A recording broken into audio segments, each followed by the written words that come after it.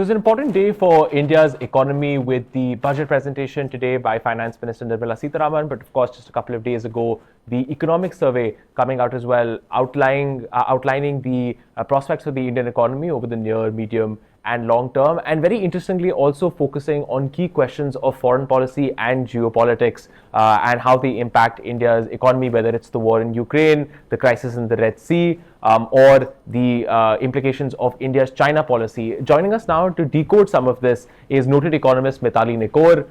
Thank you, Mitali. Thank you so much for joining us. Could you tell us a little bit about the economic survey and what it said about the global environment and how that is impacting India's growth story? Yeah, hi. So thanks a lot for having me and for this entire discussion. I think what I really loved about the economic survey that came out this time, it was very honest in laying out some of the challenges that and the global headwinds that India faces as an economy. And when we look at some of the challenges that India is currently experiencing in this global context, so let me give you one or two examples that were actually given in the economic survey. So it talked about a contrast between the growth story of the East Asian economies and what India faces in terms of the globalization context. And it's very clear that India is coming into a world with less globalization and more, of a focus towards protectionist policies, as opposed to the era in the 1990s when the East Asian economies were growing and we're starting to see, global supply chains and trade supply chains flourish. So I think this distinction, which has been made very clearly and noted in the economic survey, helps us understand, what kind of a growth path can India expect in this global context today. Right. If I could help you flesh that out a little more, there was a conversation in the economic survey about problems like the Ukraine war, what's happening with the Red Sea crisis when the Houthi militia started attacking global shipping, passing through the Red Sea. That's led to a major disruption in maritime traffic. You also have tensions with China. Could I ask you to lay out for the viewers, how exactly have those geopolitical conflicts impacted India's growth story? Very specifically, there was conversations, of course, about shipping containers, the rates there, maritime traffic, and so on. So just a brief example of how these conflicts are affecting India's growth story. Absolutely. So I think, first thing that we need to understand, what is the actual contribution of net exports to India's GDP? So at the end of the day, net exports are a very big contributor to India's GDP, can be even up to a fourth in certain years. And what I mean by net exports is exports minus imports. So of course, we have a number of imports that we bring in from the rest of the world. And this is also very important for not only our domestic consumption, but also for manufacturing exports. Because when global chip supply chains function by exchanging goods across countries where you have competitive advantages in terms of supply chains. So it might be cheaper for me to say, for example, bring in cloth from a country like Bangladesh and then manufacture a value added product here, or even vice versa. Now, India's integration into these supply chains is crucial for future growth. That is one of the key messages that is coming out from the economic survey. But what are the challenges and roadblocks because of the Ukraine war, because of the sort of international geopolitical situation, is what the economic survey lays out. Because the economic survey, for example, gives this example of the disturbances, in the supply chain, because when we look at the route that most Indian ships are taking to go towards the US, to go towards Europe, to go towards developed country markets, that's where a lot of disturbances are currently being seen in, the international waters. And that obviously makes it risky to transport goods, and that increases logistics cost and therefore deters a lot of shippers from actually exporting goods. Then they might explore markets that are closer to India, for example, the UAE, or in the Southeast Asian markets, but where they might get lower prices for their products. And at the end of the day, this overall brings down the value of trade. So this is the first issue. And the second issue is about the availability of international containers. Now, if ships are taking longer, because of these international disturbances, to complete their journeys, there's a finite number of, containers, the containers in which a lot of the trade takes place on ships. There's a finite number of containers actually available in the international markets. Now, if ships take longer to complete their journeys, it also takes longer for a container to become available and therefore makes it harder for us to trade. So, both of these effects in effect increase the logistics cost and make it harder and harder for us to trade with, especially, developed markets. Could I ask you to lay out, does the economic survey have a very clear sense of how much this is going to impact India's growth story moving forward, given that you said that exports are such an important part of where India hopes to go over the next 20 years? No, absolutely. See, there is no doubt that we still need to keep on, counting on exports as a major growth driver. As a basic economic principle, that's not changed. What we need to think about is what type of exports do we want to prioritize, and this is exactly what the economic survey also lays out. At the end of the day, export of services, for example, IT services, and now banking and financial services, are both sectors in which India has done exceedingly well, and where physical transport of goods is not required, because that is about export of services. So here again is an area for India to focus on, and this is what the economic survey also lays out, that can we focus on more and more services that can be exported. And of course, even in terms of goods, we have to think about new routes, new supply chains, new commodities, and also looking at supply chains that are closer to India. I mean, I personally feel, and this may not have been openly mentioned in the economic survey, but if I look at the analysis of the data of trade within South Asia, it's one of the least integrated regions of the world. I mean, if we look at World Bank reports, it's very obvious that the cost of trading between India and Bangladesh is actually much higher than the cost of trading between India and Europe. But with these disturbances, it might change. So we have to look at land-based trade, regional waterways, as well as railways as more important means of trade within the region with our neighbors, as opposed to only looking at trade with the US and Europe. So, we need to explore regional trade as well.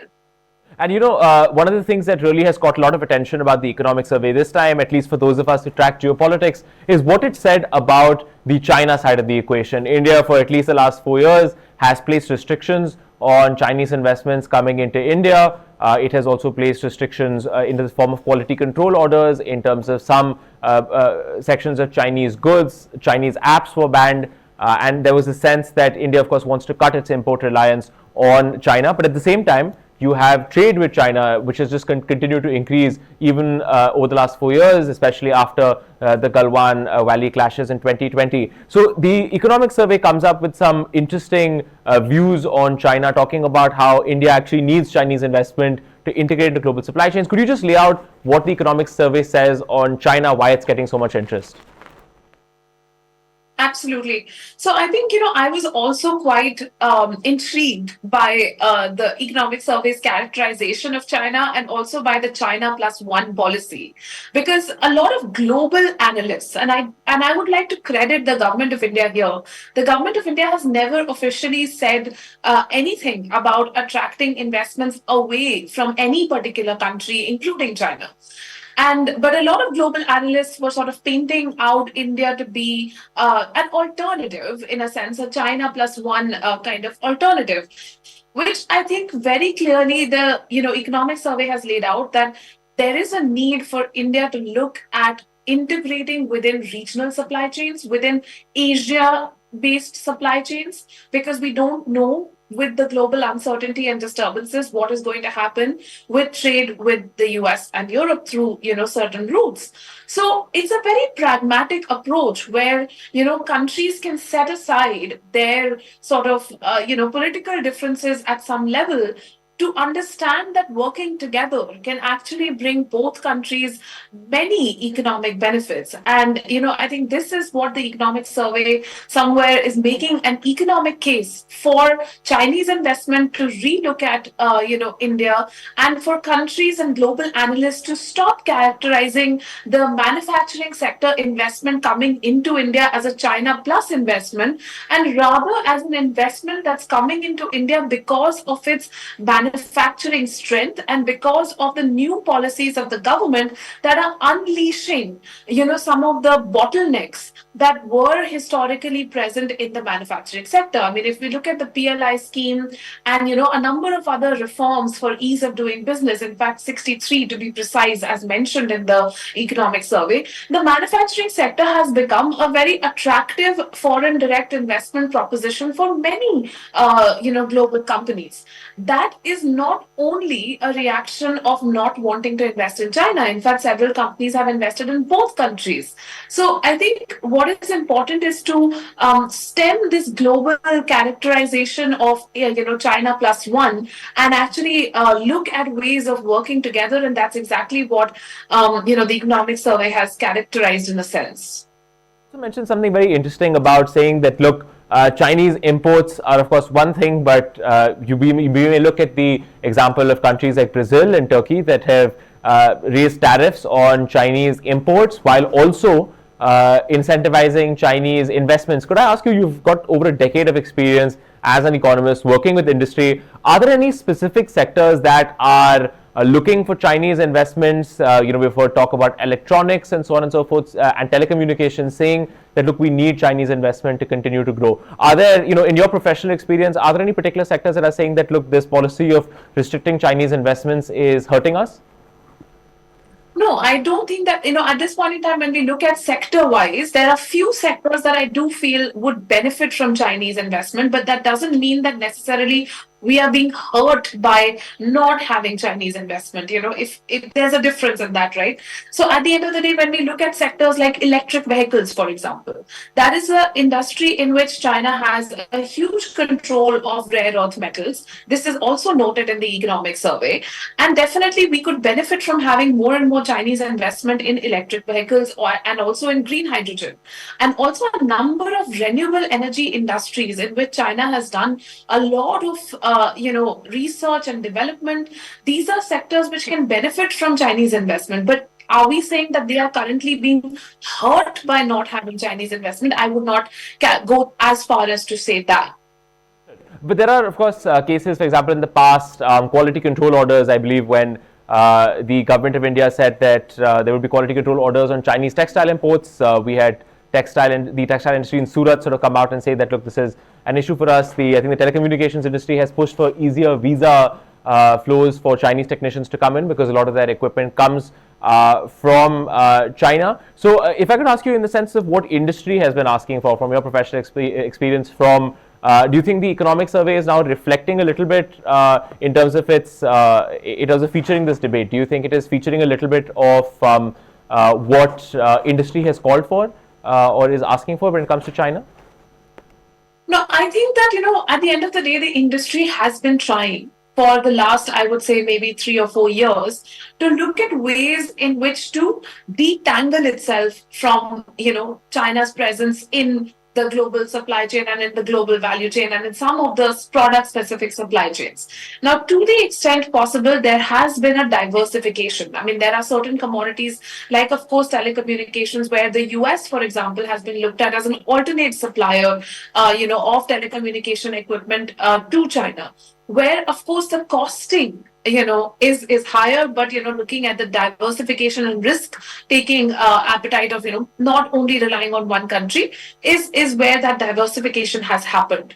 But within that diversification, what industry has also come to a consensus is that it doesn't make sense to exclude one of the best options to purchase certain equipment or certain machinery or certain technology, particularly when that technology is built with decades of research. And I think that's where, the Chinese research and development is really speaking for itself to say, you need that research maybe to come into certain spaces. Particularly, I would go on again emphasizing renewable energy as opposed to even telecom, because telecom we still have alternatives. But in renewable energy and electric vehicles is really where a lot of strides has been made with Chinese technology. And in fact, the European markets and American markets are also using a lot more of that Chinese technology. So I think we have to somewhere, I think with this speech, the chief economic advisors has really asked us somewhere to recast and reevaluate,